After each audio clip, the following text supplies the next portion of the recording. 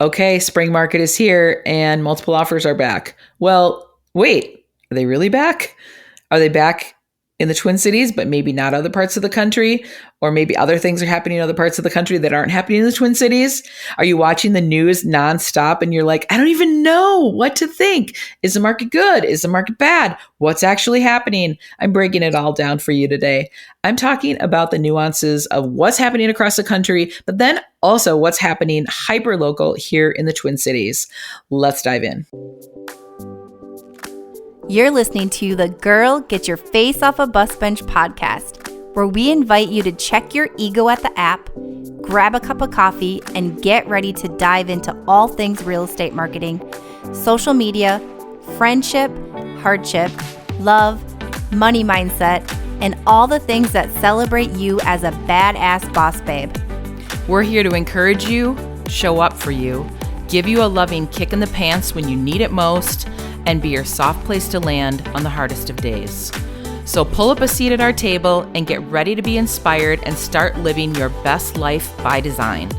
Welcome to the Girl Get Your Face Off a Bus Bench podcast. We are so excited you're here. Okay, girls, let's dive in.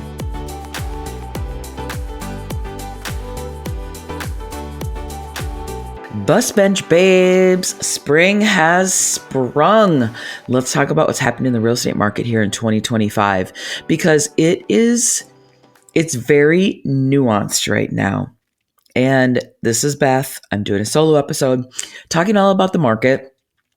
But when you look at headlines and when you look at the news, it can be really discouraging. And I have sort of strayed away from like watching the news regularly because it just feels like every time you have the news on, everything is doom and gloom. Nothing like anytime there's a good story, it just sort of gets glossed over and never even really talked about. And why is that? Like, don't we all need some positivity and good things in our lives? But it seems like the news channels, mainstream media, all they want to talk about is the bad stuff that's happening in the market. So I feel like real estate is getting a bad rap. And it's like, ooh, it's doom and gloom. We're not sure about the economy. Should we buy? Should we not buy? What's happening? Let's talk about inventory across the country. Inventory is up overall. So currently in 2025, we have close to 850,000 homes for sale across the country. And that kind of sounds like a lot, but like across the whole entire country, if we're putting that into perspective, 2022, so what is that, 3 years ago? There were 346,000 homes for sale this same time of the year, all across the country. So that's a big spike. We're talking like 500,000 more homes for sale. But again, that's looking at the United States as a whole. Another great thing that's happening is interest rates are dropping. Interest rates like early March had dipped like 7 weeks in a row. They had done like these little shave off the interest rate here, shave off the interest rate the next week. So 7 weeks in a row. So interest rates dropped from the hovering right around 7 to lower in the 6s, which every little bit helps. So from January until March on a $400,000 mortgage, sort of like that's kind of like an average, a little bit higher than an average mortgage amount here in what you would have in Minnesota. But that is really kind of an average across a lot of parts of the country. This, just from the interest rates alone dropping, it's over $100 a month savings. So what household couldn't use an extra $100 a month? I know mine could. I mean, my God, the price of eggs alone, you could spend that on eggs. I think some of the things that are happening across the country that are causing some inventory to go up and interest rates to come down is there's uncertainty in the economy right now.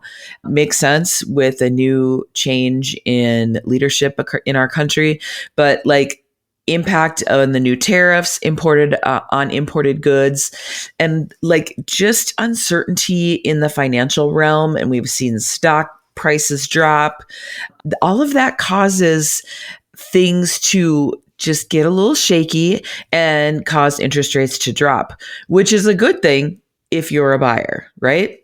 Let's talk about some of the big picture things that I'm seeing. It'll be interesting to see how things shake out in California after, now after the wildfires.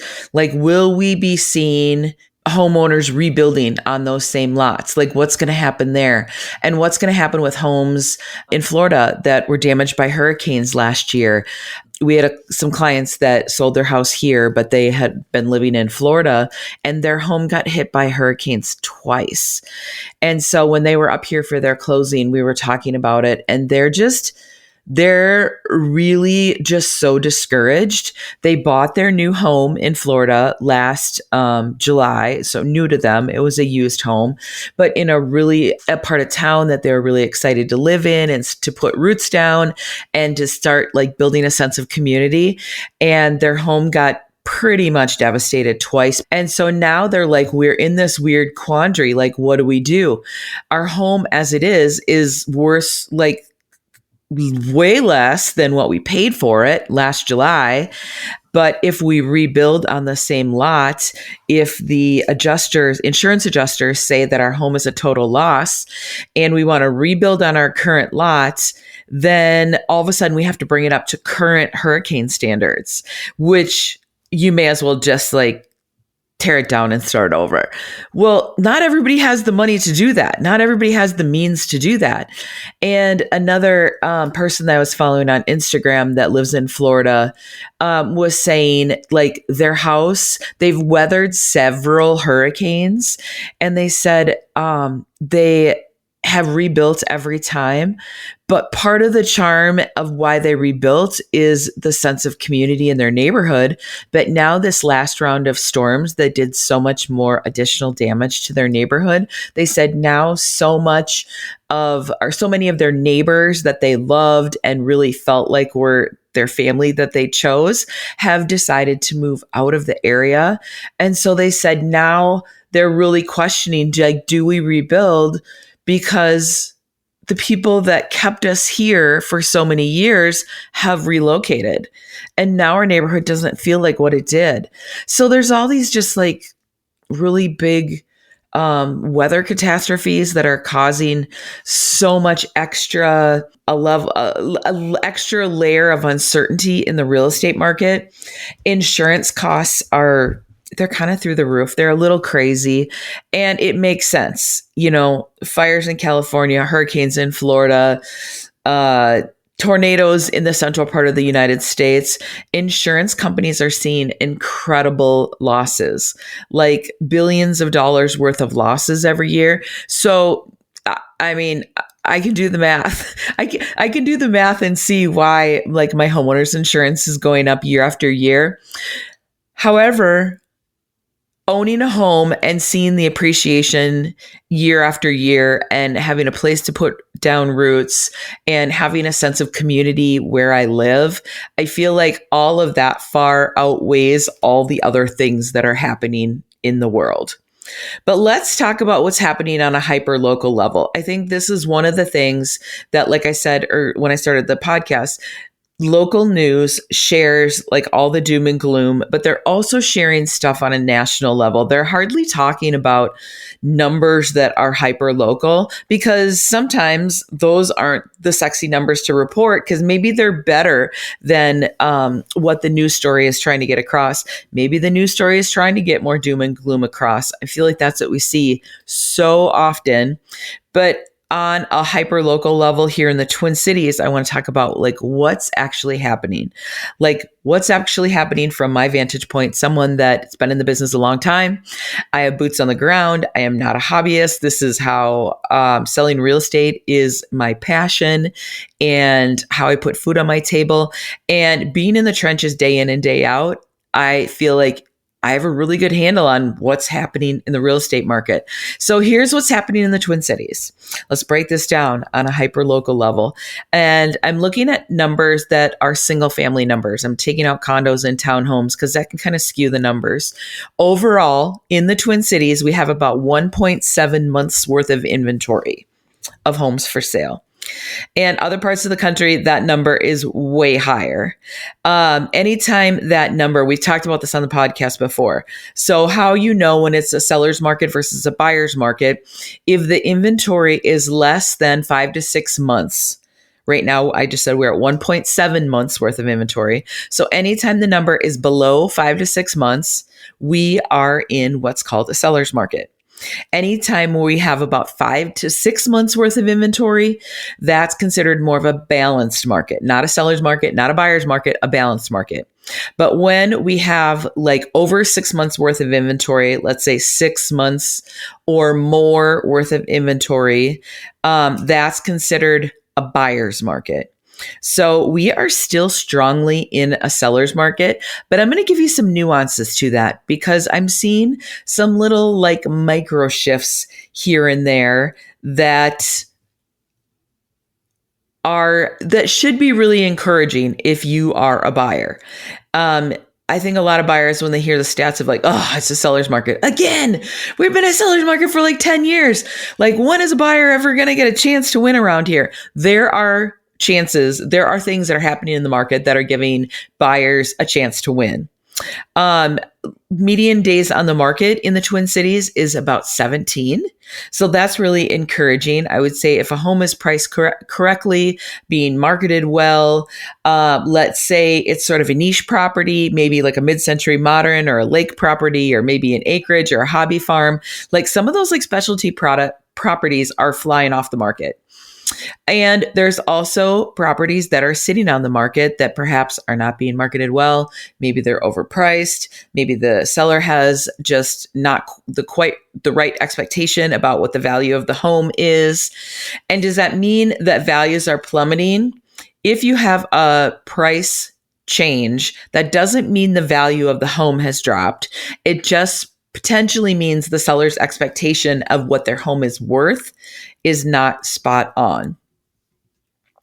But I mean, really having 1.7 days of inventory, median days on the market, 17, like that's great. But the other great news is for buyers is that we have 13% more inventory. And remember, real estate statistics are lagging indicators because we go off of past history.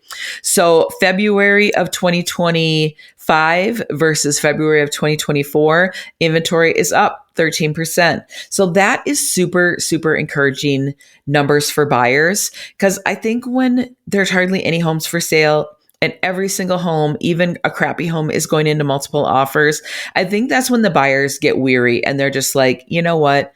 We're just going to sit this one out. We're going to wait until things change. We're going to wait until the market crashes. The problem is that the buyers that have been sitting on the market waiting for the market to crash year after year after year are losing. They're losing the game because homes are going up year after year. So during COVID, we were seeing double-digit appreciation, not sustainable, not the norm, not what we're seeing right now, but we are still seeing homes go up like 3 to 5% every year, sort of like national or like average levels of appreciation. But when you combine that with the few years that we had during COVID, when people were seeing like 10, 15, 20% appreciation on their home, all of a sudden homes across the country are worth so much more money. And the buyers that have been sitting on the fence, like waiting for the sky to fall, are like, oh, shoot, we didn't quite time that correctly.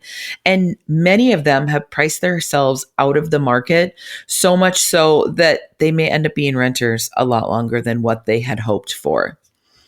Let's talk about what we're seeing for buyers.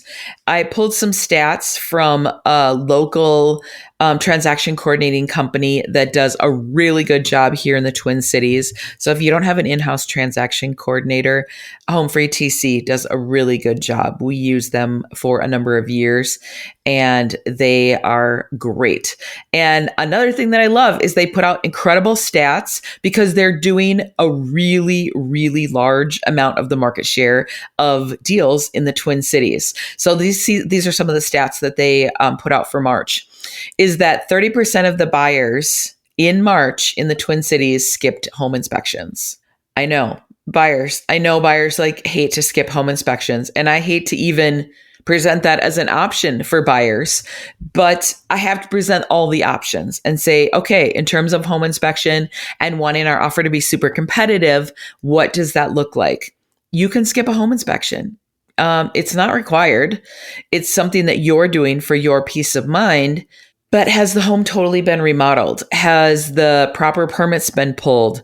Is the home located in a city that requires a city inspection before the home goes on the market? Is there a new roof? Are there new windows? Are there new mechanicals? Sometimes it might make sense to win the offer to skip the inspection, but sometimes it doesn't. So if you are if it pushes your comfort level too much, if maybe you don't have the extra cash or funds available if the furnace were to go out the week after you close, then maybe skipping a home inspection is not the right move for you. But what can you do to still be competitive when you're in a sea of multiple offers? Because that's what we're seeing. Multiple offers are back.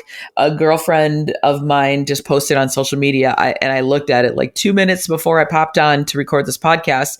And she said at every home that she was out showing on Sunday, I'm recording this on a Monday, every home that she was out showing that Sunday was in multiple offers already. And that can get really, really discouraging for buyers. So how can we as real estate professionals help buyers position themselves to be really attractive with their offers without pushing comfort zone of things like skipping an inspection? There are so many tools out there, like putting a cap on what you would request in the inspection period, or maybe saying you would just do a pass-fail inspection. So you do your inspection and there's something catastrophic that popped up. Usually catastrophic things are things that you can see, but every once in a while they're not. So you're doing an inspection for peace of mind, but basically you're either moving forward with a sale or you are not. And spending, $500 to $700 on an inspection to give you that level of peace of mind. In my mind, that's a small price to pay to calm yourself and go, okay, yes, of course, I'm buying a used home. There are things that have come up on the inspection, but they aren't catastrophic things. And I'm comfortable enough to move forward, knowing that now I have my inspection, which I always tell buyers, like, use this as your roadmap now when you move into your home to start doing little projects, just project by project. It was so fun. I met some sellers years ago, and they had their original inspection. They had lived in their home for, 8 or 10 years or something like that. And they're like, we still have our original inspection. And they pulled out the binder. And it was funny because it was an inspector that I used at the time. And they went through and they had highlighted every single thing in the inspection that had come up. And they had corrected every single thing. And I was like, wow, you guys are so diligent. I think sometimes buyers like just get the inspection and just tuck it away and never look at it again. But these buyers were like, okay, we know that we aren't going to live in this house forever. And we could be tackling these little things. Nothing on that list was major, but they're like, we just tackled everything just bite size by bite size. And then all of a sudden, before you know it, they're like a year or so into it. They're like, we had everything done. And we felt like, great. Now we have like a really, really solid house with these types of things that likely won't come up the next time around when we sell the house. And I thought that was such a smart way to approach the home inspection post closing on your home. 8% of buyers in the Twin Cities in March had a home to sell in order to buy the next one. So I feel like as the spring market heats up, that number, that 8%, will probably go down. So that isn't a super high number. But not everybody has the luxury of being able to buy their next house without selling their current house. So many people have all of their equity tied up in their current home that they need to get out. But it's awesome when sellers are actually willing to work with that. But when we're in competitive multiple offer situations, it is really, really hard to get your offer to float to the top of the pile if you have a home to sell. So go back to one of my earlier podcasts where I do a whole episode about what if you have a home to sell and you want to buy your next home? Like, how can you strategically position yourself to win in a market like that? That's an awesome episode that we keep on getting tons of downloads on year after year. And I feel like it's really evergreen information that still applies to 2025. 9% of buyers use some sort of escalation clause.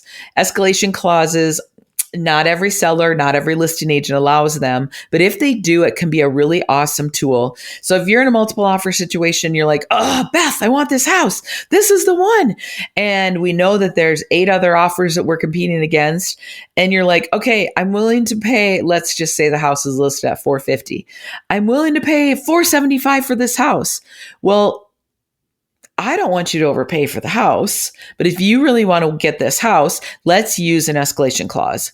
So an escalation clause would be on a $450,000 house. Let's say your offer on the purchase agreement, let's say you made an offer of $460 and you're like, okay, our offer is $460, but if push came to shove, I would pay $475 for this house. So that's when I say an escalation clause comes in so handy, because we don't know where the other 8 offers are sitting. We have no idea what they're willing to offer. Are they willing to pay over $475? Are all of them willing to pay somewhere in the $460s? But if we just paid a couple $1,000s more, we would cinch the house. So escalation clauses are a great tool to be able to potentially beat out other multiple offers, but not grossly overpay what the pack of other offers are willing to pay, if that makes sense. So I want you to win the house that you want, but I also want us to be able to get the home for the lowest price possible. So that's where the escalation clause is super, super handy. Appraisal gap coverage. This number surprised me. I'm not going to lie. Appraisal gap coverage, 16% of the purchases that the local transaction company processed in March had some sort of appraisal gap coverage. So what that means is if you're in a multiple offer situation, buyers are likely paying over asking. But what if the home doesn't appraise? So anytime you have a mortgage, if you pay cash, this is irrelevant. You don't need an appraisal gap coverage, because you don't have to have an appraisal when you're paying cash. Every once in a while, a cash buyer does, just to make sure that the home is worth what they're paying. But most cash buyers just pay cash. But if you have a mortgage, you're purchasing a home and you have a mortgage, your lender is going to require the buyers, or you, the buyer, to have an appraisal. Why? Because they want to make sure that the lender who's giving you the money to buy the house, they have skin in the game, and they don't want you to take out a mortgage for more than the home's worth. Because then if something catastrophic happened, you lose your job, something crazy happens, and all of a sudden you're struggling to pay your mortgage, the lender doesn't want to be upside down and have a mortgage out on a home that's worth less than what the market says it's worth. So let's use a $450,000 again. So you buy a house for $450,000 and the appraisal comes in low. And all of a sudden it comes in at $440. And so the appraisal comes in $10,000 low, and you're like, oh crap, now what? Well, buyers might be thinking, yay, I'm going to be able to get the house for $10,000 less. And sellers are like, hell no, we had it in our mind we were going to get $450 for this house. And especially if you went into multiple offers, let's say on the $450 house, you offered $460. And now the appraisal comes in at $450, $440, whatever that number is, but it comes in less. All of a sudden the seller is like, well, you're the one that was willing to pay more for the house. Why should I eat the shortage? Right? The seller still wants to get as much for the house as possible. You as a buyer want to pay the lowest amount. The seller wants to make the highest amount. So appraisal gap coverage is simply a sentence or two added to the purchase agreement saying, in the event the appraisal comes in lower than purchase price, the buyer is willing to make up X amount of the difference. So even if you do some sort of, I always tell my buyers in a multiple offer situation, some buyers are really aggressive and will make up the whole difference. But what if something crazy happened and your appraisal came in really low? Then all of a sudden you have to bring in your down payment money, your closing cost money, and the appraisal gap difference. Ooh, that could be really scary. So it's like, even if you put in like $5,000 or $10,000, is it a guarantee that the appraisal is going to come in low? No. But you're basically giving the sellers a little bit of an insurance policy that just in case it does, just in case the appraisal does come in low, I, Mr. and Mrs. Buyer, am willing to make up some of that gap by X amount of dollars. So 16% of the offers in the Twin Cities in March had some sort of appraisal gap coverage. What I'm surprised about is that that's higher than the escalation clause number. It's like almost double what the escalation clause number is. So that's telling me that that's something that's more important to sellers right now than escalation clauses. So that's kind of interesting. But buyers, I'm serious. Like, I'm going to say this till I'm blue in the face. Right now, when this episode comes out, we have one more week with the Spring Parade of Homes. Spring Parade of Homes, I believe it ends April 6th. So you have one more weekend to get out. But buyers are seeing a lot of advantages with new construction. Builders are offering incentives. If they have spec homes that they have in their inventory, the parade of homes is when the builders are hoping to get rid of that inventory, offer incentives to make it really sexy for buyers to buy. And generally speaking, buyers do not have to compete in multiple offers on new construction. Even on spec homes, it's really uncommon overall to have competition on spec homes. I don't know why that is. I feel like builders could be marketing their properties maybe a little bit more aggressively to induce multiple offers on spec homes, but I've never run across it in all my years of selling, which kind of surprises me, I guess, a little bit, question mark. But new construction, there are a lot of deals to be had. If you go into the builder and you say, okay, I want to build this model home on this lot and I want to pick everything out, there's not as many incentives to do it that way. So many of the big national builders, I call them like production builders, like the Lennars, DR Hortons, MI Homes, Pulte, a lot of those types of big national builders. A lot of them have really gone to the model of spec homes. So they put a beautiful home on a nice lot. Their interior designers pick out the nice finishes that appeal to a broad audience. And then when the house is built, then they want to start offloading it. And like, as they're getting closer to the time of it being finished, then it's like, boom, get that place on the market and let us get it sold quickly. And then the minute it finishes, the builders like want it off their books. And it's nice. There's really great incentives. There's sometimes interest rate incentives. Sometimes there's closing cost incentives. Sometimes the builders will allow you to get your home on the market and sell it. So there's a lot of really big wins happening in the market with new construction. The other place where I feel like our team in general is shining is in March, we had 3 off-market sales, which was amazing. 2 buyers and 1 listing. And then in April, we have a listing that's off market. So 4 deals in our pipeline that were because of networking within the team and also networking with other agents. And I always say, like, the Twin Cities is it feels like a big town because there's millions of people here. But I also say at the same time, it's a small town. And so agents that are talking smack about other agents, I feel like you're just doing yourself a big disservice, because when we get into a multiple offer situation, or you have a buyer that's looking for a big specialty home in a certain part of town and another agent has an off-market property, if you're playing nice with that other agent, you might have a better chance of securing a home off market for your buyers, which really is the best of both worlds. So what I'm seeing with off-market listings is the seller has a price in mind, but usually they want some sort of premium in order to take the house off the market and not put it on the market with the potential of getting multiple offers. So here's how a scenario played out on our team.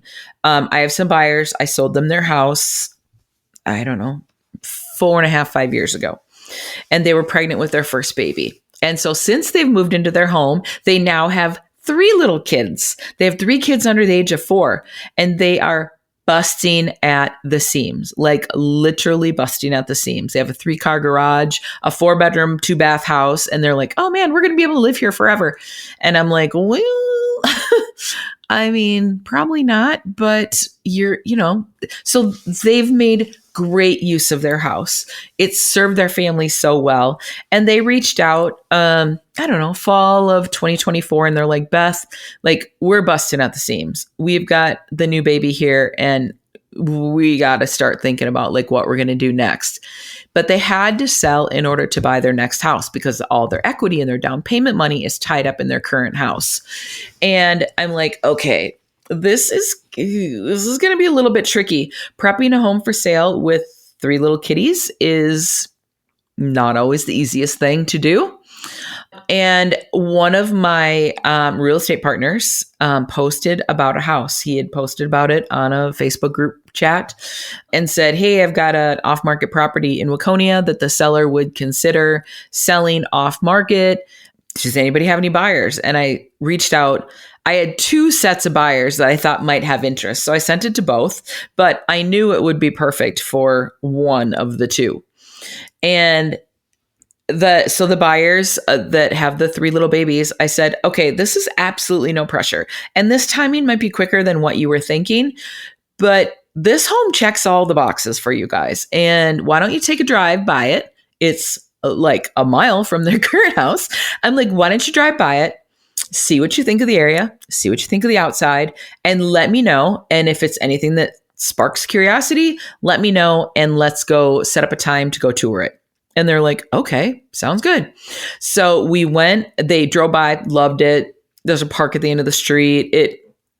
I figured that it would, but you know, I can't make the decision for them. They're like, yeah, Beth, we would love to see that house. So we toured it. And the agent representing the seller was there and we were there. And so I'm like, if you love it, don't go, oh my God, I love it. Let's not do that in the house. Let's ask the questions that we want answered because the agent's here. And so the agent had listing contracts with the sellers, but they were not putting it on the market yet. And there were a couple of little like handyman things that needed to get done. Nothing in my opinion that would have been like a huge deal killer, but the seller's like, if I don't have to get this house spit shined and ready to go on the market and get these last few like little handyman projects done, I would kind of prefer not to. And I'm like, I don't blame you one bit, Mr. Seller. It is work to get your home on the market, especially when you've already moved to your next home and you're kind of like, oh God, I just want this house gone. So seller had a price in mind and buyers were like, okay, well, what do we need to do? And the agent said, seller really wants X amount of dollars for the home. And the buyers are like, okay, we'll do it. So the great thing is that then we wrote a purchase agreement, got it accepted on the new house, but we did it contingent upon the sale of their current home. But again, we have no competition. So the seller's like, sure, this house has been sitting vacant for 6 months. What's another month? Who cares? So then we got their house ready to go on the market and they prepped and did all the things and busted their butt. And they had a whole weekend where mom and 3 little ones all had like the crud and got the flu. Thank God dad didn't get the flu because he travels for work and that just really would have been a nightmare. And on the day of photos, I had another buyer that wants to be in this same area and she had gotten beat out in multiple offers 2 different times. One of them was 12 offers on a house that went insanely higher than it should have, like way, way higher. And I'm like, the house is not worth this. I know you like it, but at some point we got to put a cap on this because I don't want you to move into a house and all of a sudden you're upside down on it and you haven't even unpacked any boxes yet. Like that, just from a financial standpoint and for my good conscience, I'm like, no, we are not doing that. And she had gotten beat out in another house. And I always say, and it's so cliche and it's so just like cheeky and cheesy, is that the right house is there at the right time. It always is. Just like this 2-story, large 4-bedroom house with an unfinished basement was sitting there off market for my now sellers that have to sell their current starter home. And so I reached out to my buyer and I said, hey, I'm going to be at, 123 Banana Street for photos. And the photographer's coming, but if you want to pop in and see a home, I'm like, I know it's in the area that you want. I'm like, it could use some paint and carpet, but It's a really cute house. It has a 3-car garage, it has a fenced yard, it has a nice deck, and it has sort of like all the things that you want, with the ability for you to add your own touches to it and then even appreciate it more. So she popped over, she brought her kids with her, and they came and toured the house. And I said, okay, I just want to be crystal clear. There is no pressure here for you to buy this house. I just want you to be able to see everything that's on the market and everything that I know of that's not on the market, so you can make the best decision. I said, but the nice thing is that you would not have to compete in multiple offers. And she's like, okay. And she has a little bit of a poker face. So I'm like, I couldn't really tell if she liked it or not. So then I just stayed at the house. Photographer showed up, and literally 30 minutes later, she's texting me and she's like, the kids and I love it. We want to write an offer. And I said, okay, let me go to the sellers. And I had already determined a price with the sellers, but when you're in a dual agency situation, not all parts of the country allow that, but Minnesota, dual agency means I somehow represent the seller and the buyer. So my buyers that were buying the big 2-story, that agent was also an EXP agent. So we were dual agency there. So what it means is I cannot do anything to the detriment of either party. So I may know the numbers that the seller wants to get, and I likely know how much the buyer is willing to pay, and I cannot do anything to favor one party over another. And so I reached out to the sellers and I said, hey, one of my buyers just came and toured the house right before the photos and have a lot of interest in it, and the buyer wants to make an offer. What's the price that you would take today to take the house off the market and not go on the market? And then you don't have to keep the house clean with 3 little kids. And they're like, X amount of dollars, we'll do it. So I went back to the buyer and I said, X amount of dollars. And she's like, done, write it up. And so like win-win, right? The buyer that had lost out in 2 other houses and was a little bit, I wouldn't say that she was getting weary, but she's like, I do want to get a house this spring. I want to move. I want to get settled. And the sellers that wanted to sell their house easily without a lot of hassle and be able to move to their next house, it just ended up being win-win for everybody. So off-market properties, there is a lot of power in that. But you have to be able to network. You have to be able to have good relationships with other real estate agents to many times know about off-market properties. If you're a buyer's agent and you don't list a lot of properties, you might not have your own inventory. You may have to rely on other agents' inventory in order to be able to find properties for your buyers. But there's so many wins out there. But that pops into sellers. Like, it's the same thing. Like, many sellers have to sell in order to buy. So how are we going to make that happen? How are we going to make that as seamless as possible? Stats right now are super encouraging. The average list price to sales price is 100.7%. So if your home is priced great, marketed properly, shows great, all of those things, and is getting the exposure, there's a very strong likelihood that you will get at or above asking price, which who doesn't want that? Something that also surprised me with the stats was 23% of sellers contributed some form or fashion to buyers' closing costs. So that could mean the buyer that needs actual 3% closing costs to make the sales work. But that also could mean maybe there were some dollars that got negotiated during the inspection period. Maybe some stuff came back and the seller's like, well, I don't really want to do any work, but I'm willing to give you a credit. And then buyers, you do the work once you buy the house. But nearly a quarter of all the deals in March had some sort of seller concession. So even though we're in a multiple offer season again, I would say that 23% is higher than I expected it to be. The average number of showings in the Twin Cities until you get to the pending status. So we put our house on the market, and I've had sellers ask me, well, like, how many showings are we going to have? Are we going to have like 1? Are we going to have like 30? And obviously I can't predict that, but sometimes I can figure that out based on area, price, all that sort of thing. I do have some analytics on the back end of our showing platform on MLS, but across the Twin Cities as a whole, 15 showings. That's what you can expect. The nice thing about knowing how many showings to expect until you get to the pending status is it's like a barometer. Like we can gauge like the temperature of the activity if we're not getting a ton of showings, but the stats are telling us we have to have like 15 showings in order to be able to get an offer. And we've only had a couple of showings. What that tells me is that either I'm not marketing the home to get the most amount of exposure, but many times it's that the home either doesn't show as well as it should or could, or the price is not correct. 9 times out of 10, it's the price.